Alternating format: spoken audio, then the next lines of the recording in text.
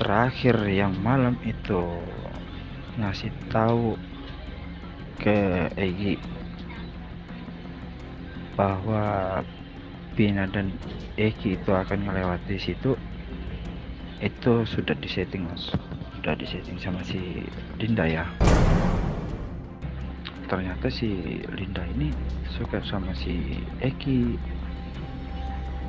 tapi si Egi nggak merespon gitu ya. Situ Pina sempat gelisah tuh, Kang, biar Pina goncengan sama Kang aja lah pulangnya, biar si Linda sama Eki. Tapi mereka berdua kan berdebat, oh kenapa begitu, kan awalnya kita berdua katanya. Nah dalam itu ada beberapa motor tuh lewat gitu, dia lewat dan terakin Eki. Nah si Eki ini ngomong, Kang, itu Kang kawan-kawannya si Egi dong gitu. Tapi saya kan nggak kenal sama si Egi yang mana posisinya saat itu. Jadi nggak apa-apa deh, kita lanjut aja. Wah tuh si Linda ini memang dari awal itu memang sudah ngetik HP terus di atas motor, itu memang sudah ngetik HP terus, entah siapa yang dihubungin. Mengejutkan, inilah kesaksian lengkap, saksi mata yang melihat Linda bersekongkol dengan Egi untuk mengeksekusi Vina dan Eki. Ternyata sosok ini yang terakhir kali bersama Linda pada malam kejadian. Jadi di sorenya itu Eki nelpon, Kang ada kegiatan nggak nanti malam? Kalau nggak ada kegiatan, nih aku mau cerita nih, ada masalah dengan Egi, bisa nggak diselesaikan? Tapi saya nggak tahu mas itu masalah apa.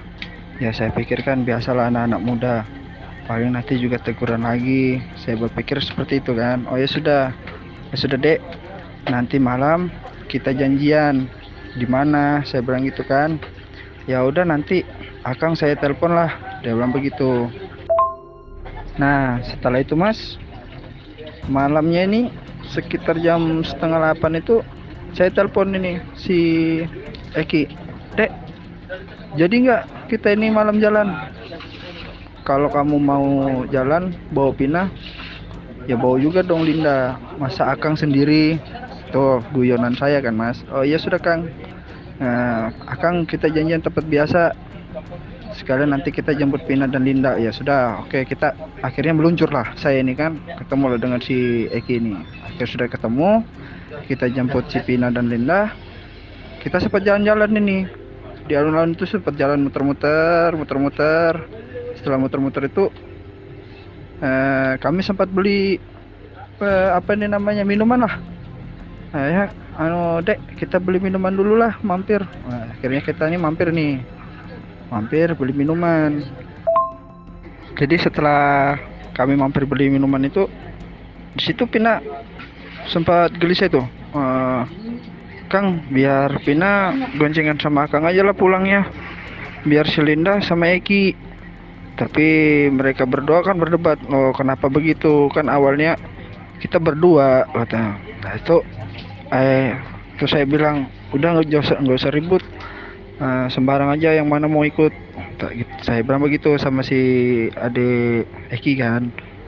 Nah dalam itu ada beberapa motor tuh lewat gitu, dia lewat dan terakin Eki. Nah si Eki ini ngomong, Kang itu Kang kawan-kawannya si Egi dong gitu. Tapi saya kan nggak kenal sama si Egi yang mana posisinya saat itu. Jadi nggak apa-apa dek, kita lanjut aja. Wah tuh si Linda ini memang dari awal itu memang sudah ngetik HP terus di atas motor, itu memang sudah ngetik HP terus, entah siapa yang dihubungin. Nah itu ya kita lanjut aja jalan ini. Setelah lanjut jalan ini, pas motor sudah lewat kan, yang tadi tuh saya bilang kawan-kawannya Egi sudah lewat itu, si Egi ngomong, ya nggak apa-apa dek, aman aja. Tuh kami lanjut.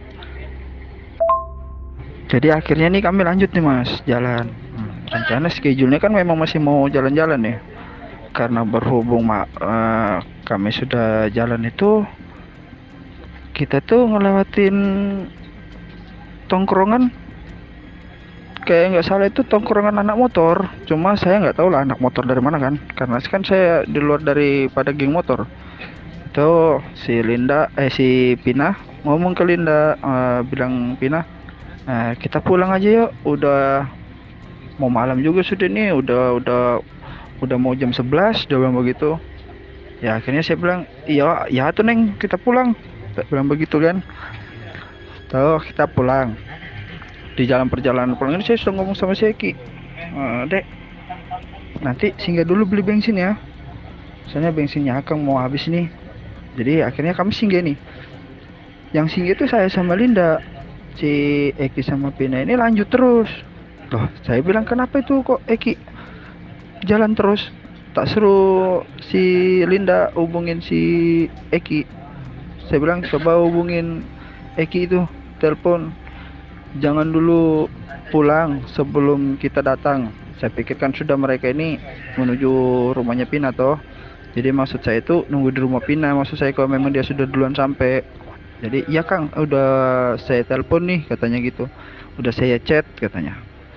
Nggak diangkat nih saya telepon, mungkin masih dalam perjalanan. Oh ya sudah, kalau gitu kamu chat aja si Eki atau si Pina. Bilangin nanti kalau sudah sampai di rumah jangan langsung pulang duluan, tunggu Akang gitu baru pulang sama-sama. Ya, jadi akhirnya pulanglah saya nih Mas. Ya, pas itu tuh saya langsung antar Linda ini pulang ke rumah Mas. Nah, pulang ke rumah, setelah sampai di rumah, saya tanya lagi loh, kok si Eki sama Pina kok belum sampai ya? Coba ditelepon, saya telepon, nggak diangkat. Berapa kali saya telepon nggak diangkat, Linda ini langsung masuk. Setelah dia masuk rumah, saya putar balik tuh, putar balik. Saya keluar, sudah jalan raya itu saya putar-putar nih cari kemana nih si Eki nih, kok nggak diangkat-angkat nih, perasaan gak enak. Akhirnya saya ketemu tuh sama temennya si Eki. Dia bilang begini, Kang, susul si Eki ke jembatan play apa itu. Dia bilang susul Eki di jembatan apa gitu, dia bilang malam itu. Dia bilang si Egi sama kawan-kawannya tuh mau berantem tuh, mau kasih pelajaran ke Eki itu. Nah, akhirnya saya nih panik kan, langsung lah saya nih langsung meluncur ke lokasi tuh. Sebelum sampai di jembatan itu saya itu melewati ini SMP 11. Nah, di SMP 11 itu saya taruh motor tuh. Saya lihat tuh mereka tuh di dalam. Saya juga nggak berani untuk masuk ke dalam karena ini Vina sama Eki ini sudah dipukulin gitu. Tuh ada warung yang masih buka ya Mas, yang nggak buka full, maksudnya itu sudah mau tutup lah. Di situ tuh ada laki-laki Mas, saya ajakin untuk masuk ke dalam nggak berani.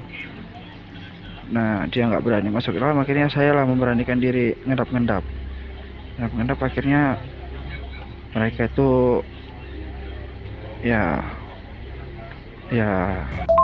Mas. Jadi pas setelah saya sudah ngendap, saya ngelihat itu penyiksaan di 11 orang itu Mas, semuanya tuh ya itu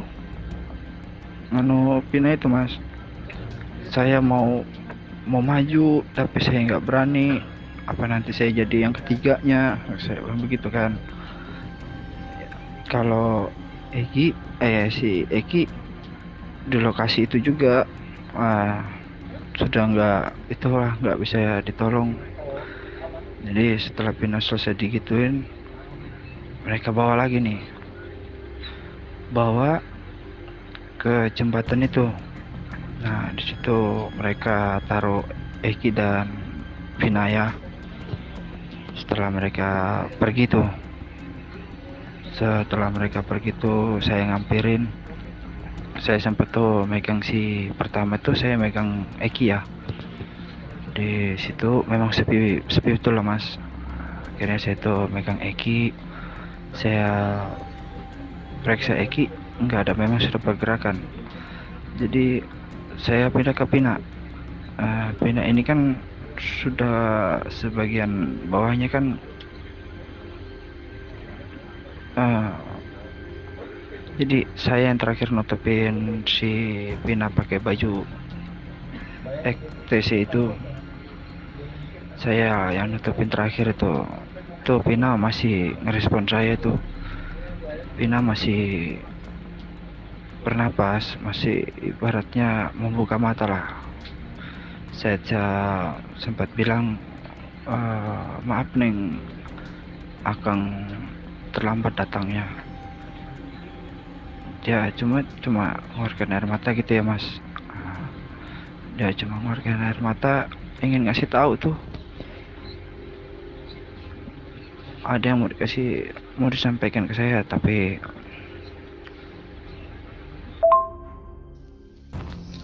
Halo Mas, ini saya tanya nih Mas, sekali lagi Mas, apa benar sejujur-jujurnya Mas melihat Vina dan Eki dipukulin dan dilecehkan saat malam itu Mas? Ini saya tanya sekali lagi ya Mas ya. untuk sementara bukan saya tidak berani, cuma untuk melawan mereka itu kita harus pintar. Jadi setelah itu kita lanjut yang tadi ya Mas. Jadi setelah itu saya bilang sama Neng Vina begitu, saya cari bantuan, pergi cari bantuan. Saya putar-putar nih, cari bantuan pergi. Saya pertama datangin itu warung yang pertama saya datangin, yang ada mas-mas yang saya ajak itu. Ternyata sudah nggak ada Mas, udah tutup, udah nggak ada. Saya gedor-gedor pun nggak ada keluar. Nah, setelah itu akhirnya saya balik nih. Saya sudah balik itu udah rame ya Mas. Udah rame, sudah pada ngumpul nih. Sudah ketika itu rame, saya maju nih. Saya ngeliat ini beberapa tersangka yang tadi ikut mukulin Vina itu di ke lokasi itu. Cuma ya saya nggak bisa berbuat apa-apa Mas. Jadi saya pas mau melangkah maju, sontak dalam hati tuh kayak ada yang nahan Mas. Kang, udah, Akang nggak usah maju. Akang cukup ambil foto kami terakhir. Seperti itulah bisikan itu ya Mas. Jadi akhirnya saya ambil nih foto. Makanya saya kenakan itu foto itu saya kenakan sepatu ya. Nah itu sepatu samping saya itu si Eki Mas. Nah, akhirnya saya foto, tapi saya nggak bisa ngambil foto langsung satu badannya. Jadi saya ngambil foto dari bawah ya Mas. Lihat itu sepatunya Eki. Setelah itu rame sudah nih Mas. Rame. Pina itu masih, kalau saya bilang masih ada napas lah. Masih waktu dibawa ke rumah sakit pun itu masih. Jadi saya nih di perjalanan ini bingung ini Mas. Kemana saya mau mengadu nih? Akhirnya saya punya teman yang satu kampung. Saya cerita nih, ayo kita ke rumahnya Vina. Ternyata beberapa tersangka itu sudah duluan ke rumahnya Vina, ngabarkan bahwa Vina itu kecelakaan ya Mas ya. Saya tetap ada Mas, cuma di kalangan itu nggak ada yang kenal saya sama sekali, karena memang saya pribadinya kenal sama Eki dan Vina aja. Jadi waktu itu HP-nya Vina ditahan sama polisi, semuanya lah Mas ya. Tuh akhirnya polisi menyimpulkan kalau itu kecelakaan ya Mas. Karena berhubung polisi sudah menyimpulkan itu kecelakaan, hasil visum pun juga tidak jelas.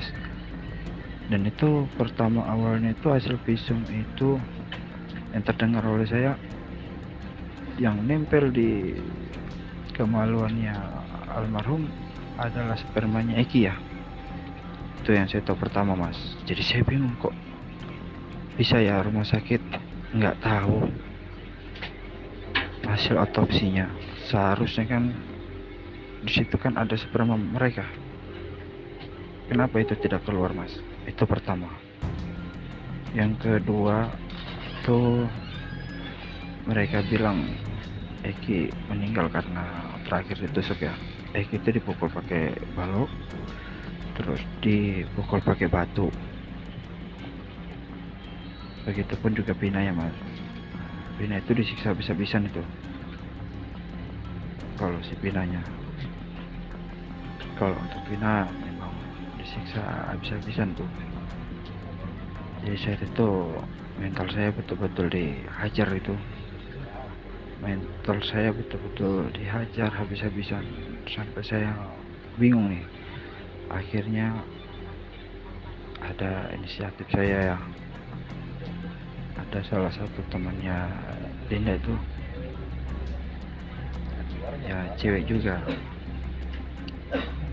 Ternyata si Linda ini suka sama si Eki, tapi si Eki nggak merespon gitu ya. Itu cerita cinta monyet mereka lah ceritanya, Mas. Saya kan nggak menuju ke situ hari tuh. Jadi ada nih teman saya nih, si ya pokoknya adalah nggak usah saya sebut ya. Dia ngomong terakhir yang malam itu ngasih tahu ke Egi bahwa Pina dan Eki itu akan melewati situ. Itu sudah disetting, Mas. Sudah disetting sama si Dinda ya. Nah, itu sudah disetting sama Linda. Jadi malam itu si Linda lah yang memberitahu ke Eki bahwa si Pina lagi bersama si Eki. Tuh. Setelah itu beberapa harinya itu saya langsung hilang. Di situ Pina menyebutkan 12 orang, bukan 11, 12. Kenapa Pina menyebutkan 12? Karena Pina taunya yang ada di TKP, bukan yang di luar di TKP. Nah, Mas, saya penasaran sama ini nih pas kejadian di eksekusinya itu. Berarti Masnya tahu dong ya wajah-wajah para tersangka saat itu kan masih tersangka ya. Tersangka yang mengeksekusi dan melecehkan Vina di tempat depan SMP 11 itu ya, Mas ya? Dan kalau memang tahu wajah-wajahnya, apakah para tersangka yang diciduk polisi saat itu merupakan orang-orang yang Mas lihat di TKP di malam itu? Kalau untuk yang 8 tersangka itu sudah saya pastikan iya, Mas. Nggak ada yang katanya salah tangkap. Itu sudah 100% iya. Sekarang asumsinya kalau memang mereka 8 orang itu disiksa oleh polisi, apakah mungkin ini ya, Mas ya, apakah mungkin polisi akan membunuh mereka? Kalau memang mereka nggak bersalah, kenapa coba nggak mengelak di saat 2016 silam itu? Karena di sini masih ada saya. Kenapa Pina menyebutkan 12 orang? 12 orang yang disebutkan Pina itu terakhirnya adalah saya. Karena yang disebut yang di lokasi ya, Mas, yang di TKP. Tapi Pina tidak menyorot ke saya karena memang di situ saya nggak terlibat kasus pembunuhan ini ya. Di situ saya ingin menyelamatkan, dan di situ juga saya sudah seperti kakak lah buat mereka ini berdua. Orang yang pertama tersakiti itu adalah saya, Mas. Jika hukum tidak bisa memonis mereka maka hukum saya sendiri yang akan memvonis mereka. Ingat kata-kata Vina yang terakhir dia ucapkan, kalau polisi tidak bisa menghukum, maka Vina akan kasih mati semua. Itu betul Mas. Itu mutlak pasti terjadi. Dan jangan sangka si Sakala itu akan bebas berkeliaran.